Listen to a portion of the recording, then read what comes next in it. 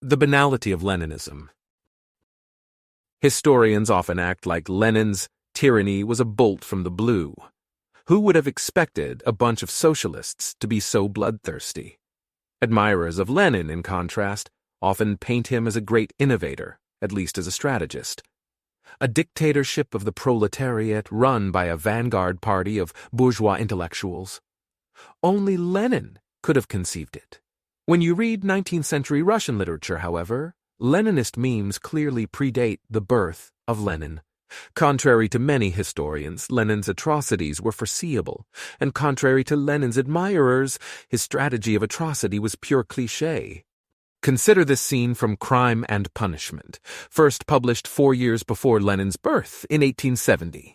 Detective Porfiry Petrovich discovers that Dostoevsky's protagonist murderer Raskolnikov published an article on the philosophy of crime. In his article, all men are divided into ordinary and extraordinary.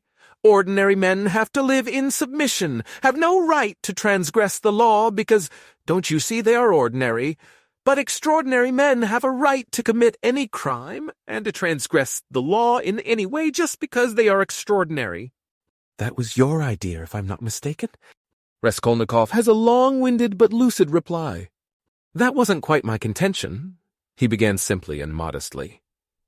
Yet I admit that you have stated it almost correctly. Perhaps, if you like, perfectly so. It almost gave him pleasure to admit this. The only difference is that I don't contend that extraordinary people are always bound to commit breaches of morals, as you call it. In fact, I doubt whether such an argument could be published. I simply hinted that an extraordinary man has the right that is not an official right, but an inner right to decide in his own conscience to overstep certain obstacles, and only in case it is essential for the practical fulfillment of his idea, sometimes, perhaps, of benefit to the whole of humanity. I maintain that if the discoveries of Kepler and Newton could not have been made known except by sacrificing the lives of 1, a dozen, 100, or more men, Newton would have had the right, would indeed have been in duty bound to eliminate the dozen or the 100 men for the sake of making his discoveries known to the whole of humanity. But it does not follow from that Newton had a right to murder people right and left and to steal every day in the market. What does this have to do with revolutionary politics? Everything. Raskolnikov continues. I maintain in my article that legislators and leaders of men such as Lycurgus, Solon, Mahomet, Napoleon, and so on, were all without exception criminals from the very fact that, making a new law, they transgressed the ancient one, handed down from their ancestors and held sacred by the people. And they did not stop short at bloodshed either, if that bloodshed often of innocent persons fighting bravely in defense of ancient law were of use to their cause. It's remarkable, in fact, that the majority indeed of these benefactors and leaders of humanity were guilty of terrible carnage. In short, I maintain that all great men, or even men a little out of the common, that is to say, capable of giving some new word, must from their very nature be criminals, more or less, of course. The argument is typically Leninist. 1. Hasty, dogmatic acceptance of utilitarianism. 2. Eager poetic embrace of the implication that mass murder is conceivably morally justified, indeed morally required. 3.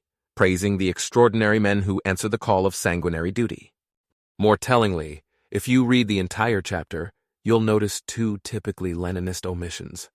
1. Even a token effort to show that any specific policy change would in fact have extremely good consequences.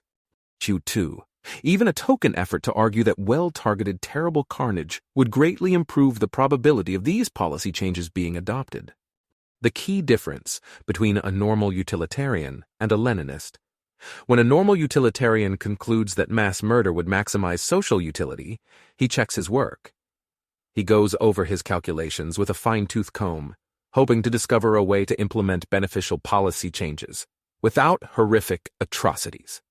The Leninist, in contrast, reasons backward from the atrocities that emotionally inspire him to the utilitarian argument that morally justifies his atrocities. If this seems woefully uncharitable, Compare the amount of time a proto-Leninist like Raskolnikov spends lovingly reviewing the mere conceivability of morally justified bloodbaths to the amount of time he spends A. empirically evaluating the effects of policies, or B. searching for less brutal ways to implement whatever policies he wants.